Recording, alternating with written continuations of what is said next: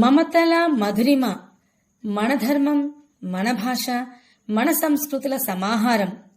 నమస్కారమండి, నేను మీ మమత. మన మమతల మధురిమ ఛానల్కి స్వాగతం, సుస్వాగతం.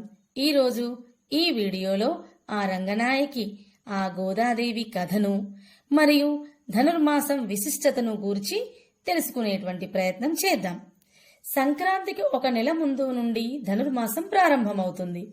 సూర్యుడు ధనురాశిలో ప్రవేశించడంతో ధనుర్మాసం మొదలై తిరిగి సూర్యుడు మకర రాశిలో ప్రవేశించే సంక్రాంతి రోజుతో ధనుర్మాసం ముగుస్తుంది.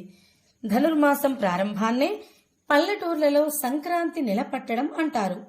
కురువృద్ధుడు అయినటువంటి భీష్ముడు అంపశయ్య మీద ఉండి ఉత్తరాయణ పుణ్యకాలం వచ్చే వరకు ఆగి ఆ పుణ్యకాలం వచ్చాకే మరణించిన సంగతి మనందరికీ తెలిసిందే.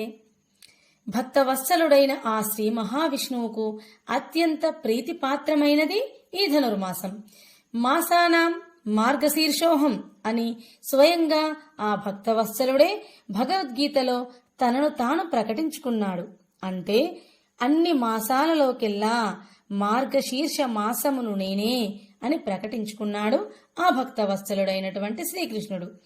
ఈ మాసంలో ఆ స్వామిని ఉద్దేశించేటువంటి చేసే చిన్న పూజైనా అమోఘ సత్ఫలితాలను ప్రసాదిస్తుంది.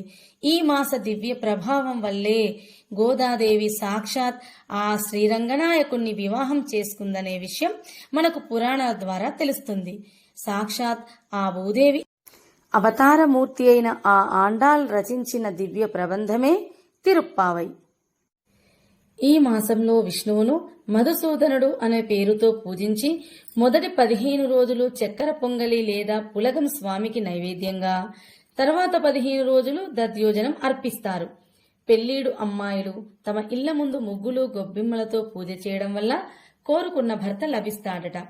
ఈ గోదాదేవి మార్గలి వ్రతం పేరుతో సాక్షాత్ శ్రీ మహావిష్ణువును ఈ ధనుర్మాసమంతా పూజించింది కాబట్టే ఆయనను సొంతం చేసుకోగలిగింది. ఈ నెలలో ప్రతిరోజు సూర్యోదయానికంటే ముందుగా నిద్రలేచి తలస్నానం, నిత్య పూజలు పూర్తి చేసుకున్న తరువాత ధనుర్మాసం వ్రతాన్ని ఆచరించాలని మన పురాణాలు తెలుపుతున్నాయి. ఈ మాసంలో స్వామివారిని ఆవు పాలు, కొబ్బరి నీరు, పంచామృతాలతో అభిషేకిస్తే తమ కుటుంబం సుఖ సంతోషాలతో ఉంటుందట. ఈ మాసంలో విష్ణు పురాణాన్ని, విష్ణు గాథలను వినడం వల్ల గాని, చదవడం వల్ల గాని, లేదా వైష్ణవాలయాలను సందర్శించడం వల్ల గాని ఆ భగవంతుని యొక్క కృపకు పాత్రులగుతారట. అలాగే ఈ రోజుల్లో 15 రోజులు గాని, 8 రోజులు గాని, 6 రోజులు గాని, 4 రోజులు గాని, లేదంటే కనీసం ఒక్క రోజైనా నిష్ఠతో ఉంటే స్వామివారు సంతృప్తి చెంది కోరిన కోరికలు తీరుస్తాడట. తిరుమలలో కూడా ధనుర్మాసం నెల రోజులు సుప్రభాతం బదులు తిరుప్పావై గానం చేస్తారు. విష్ణు ఆలయాల్లో ఉదయం పూట అర్చనలు చేసి, నివేదనలు చేసి వాటిని పిల్లలకు పంచుతారు. ఈ నెల రోజులు హరిదాసుల కీర్తనలతో, జంగమదేవరల గంగిరెద్దులను ఆడించేవారితోనూ సందడిగా ఉంటుంది. ముంగిళ్లలో కల్లాపి జల్లి ముత్యాల ముగ్గులతోనూ కనువిందుగా చేస్తారు. ధాన్యపు రాసులను ఇళ్లకు చేర్చిన రైతుల సంభారాలతో పల్లెలు సంక్రాంతి పండుగ కోసం ఎదురు చూస్తూ ఉంటాయి. ఈ ధనుర్మాసంలో ఉభయ సంధ్యల్లో ఇల్లు శుభ్రం చేసి దీపారాధన చేసిన వారి ఇంట మహాలక్ష్మి అనుగ్రహం అలాగే బ్రహ్మముహూర్తంలో పారాయణం చేసిన వారు దైవానుగ్రహానికి కూడా పాత్రులగుట తథ్యమని శాస్త్రవచనం. ఇక గోదాదేవి పరిణయం గురించి తెలుసుకుందాం. భువన విజయ సభా మండపంలో అష్టదిగ్గజ కవిగణాన్ని కలిగిన విజయనగర సామ్రాజ్య చక్రవర్తి సాక్షాత్ శ్రీకృష్ణదేవరాయలే స్వయాన ఈ గోదాదేవి కథను ఆముక్తమాల్యద అనే ప్రబంధంగా రచించారు. తాను ధరించి విడిచిన మాలను స్వయంగా ఆ స్వామికి తిరిగి ధరింపజేసేది అని అర్థం. ఆండాల్గా పిలువబడేటువంటి ఈ రంగనాయకి కథ ఈ గోదాదేవి కథ. తమిళనాడులోని విల్లుపుత్తూరులో శ్రీ విష్ణు చిత్తుడు అనేటువంటి భక్తుడు ఉండేవాడు. ఈ విల్లుపుత్తూరులోనే శ్రీకృష్ణుడు మర్రి ఆకు మీద తేలియాడుతూ లోకాన్ని రక్షించాడని అక్కడి ప్రజల నమ్మకం. అందుకే ఇక్కడి ఆలయాలలోని ప్రధాన దైవం కూడా ఆ శ్రీకృష్ణుడే. విష్ణు చిత్తుడు నిత్యం ఆ కృష్ణునికి పూలమాలలని అర్పిస్తూ ఉండేవాడు. విష్ణు చిత్తుడి అసలు పేరు భట్టనాథుడు. నిరంతరం ఆయన చిత్తం విష్ణుమూర్తి మీదే ఉండేది కాబట్టి ఆ బిరుదు ఆయనకు దక్కింది. ఆయనను విష్ణు భక్తులైనటువంటి ఆళ్వారులలో ఒకరిగా ఎంచి ఆయనకు పెరియాళ్వార్ అంటే పెద్ద ఆళ్వార్ అన్న గౌరవాన్ని కూడా అందించారు. అలాంటి పెరియాళ్వార్ ఒకసారి తులసి మొక్కల కోసం పాదులు తీస్తుండగా ఒక పాప కనిపించింది. ఆమెను సాక్షాత్తు భగవంతుని ప్రసాదంగా భావించి ఆమెను పెంచుకోసాగాడు. ఆమెకు కోదై అంటే పూలమాల అన్న పేరుతో గారభంగా పెంచసాగాడు. ఆ పేరే క్రమంగా గోదాగా మారింది. ఈ గోదాదేవికి చిన్ననాటి నుండి కృష్ణుడి లీలలను వినడమన్నా పాడడమన్నా చాలా ఇష్టం. అలా వింటూనే పెరిగింది. యుక్త వయసు వచ్చేసరికి ఆ భక్తి కాస్త ప్రేమగా మారిపోయింది. కళ్ళు మూసినా తెరిచినా నల్లని వాడే కనిపించసాగాడు. తన చుట్టూ ఉన్న స్నేహితురాళ్లంతా ఒకప్పటి గోపికలని, తానుండే విల్లిపుత్తూరు ఒకనాటి గోకులమని భావించసాగింది. అంతేకాదు, తన తండ్రి విష్ణుచిత్తుడు రోజు భగవంతుని కోసం రూపొందించే మాలలను ముందు తానే ధరించి తనలో ఆ కృష్ణుణ్ణి చూసుకుని మురిసిపోయేది. ఆ దృశ్యం ఒకరోజు విష్ణుచిత్తుని కంట పడనే పడింది.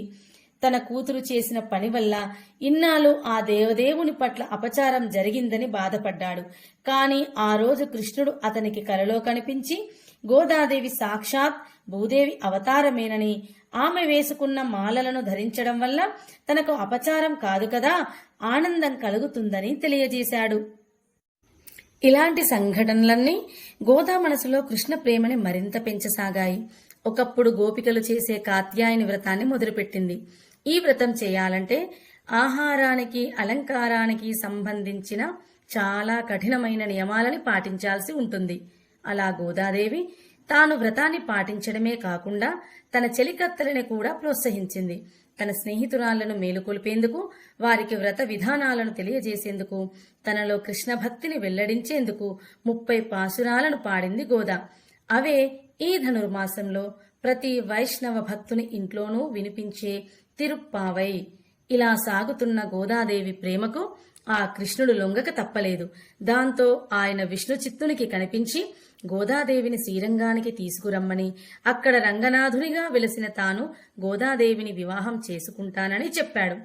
శ్రీరంగంలో కూడా ఆలయ అర్చకులకు కూడా చెప్పాడు. కృష్ణుని ఆదేశాలను విన్న విష్ణుచిత్తుని సంతోషానికి అవధులు లేకుండా పోయాయి. వెంటనే గోదాదేవిని విల్లిపుత్తూరులోని ప్రజలను తీసుకుని శ్రీరంగం బయలుదేరాడు. అక్కడ వారి రాక గురించి ముందే తెలిసిన అర్చకులు వారిని ఆలయంలోకి తీసుకువెళ్లారు. పెళ్లి కూతురుగా గర్భగుడిలో ప్రవేశించిన గోదాదేవి అందరూ చూస్తుండగా ఆ రంగనాథునిలో ఐక్యమైపోయింది. అది చూసి విష్ణుచిత్తుల వారు దిక్కితులైతే స్వామి విష్ణుచిత్తులకు జ్ఞానోపదేశం చేసి మాయ నుండి వెలుపులకి కూడా తీసుకువస్తాడు. అలాంటి సహాయం కూడా చేసిన గొప్పవాడు ఈ కృష్ణ భగవానుడు. అయితే ఆ ఐక్యం అయినటువంటి రోజు మకర సంక్రాంతికి ముందు రోజు అయినటువంటి భోగి రోజు. అందుకే ప్రతి వైష్ణవాలయంలోనూ భోగి నాడు గోదాదేవికి విష్ణుమూర్తికి కళ్యాణం జరుపుతారు. ఇదండి గోదాదేవి కళ్యాణం వెనుకనున్నటువంటి కథ. విన్నారు కదండి. ఇలా ప్రతి ఈ ధనుర్మాసంలో మీరందరూ కూడా ఆ విష్ణునారాయణ మూర్తిని సేవించి ఆయన కృపకు పాత్రులు అవుతారు అనేటువంటి ఆశతో మరొక మంచి వీడియోతో మీ ముందుకు వస్తాను. ఉంటానండి. సెలవు. మీకు వీడియో నచ్చితే లైక్ చేయండి, షేర్ చేయండి, సబ్స్క్రైబ్ చేయండి. ఉంటానండి.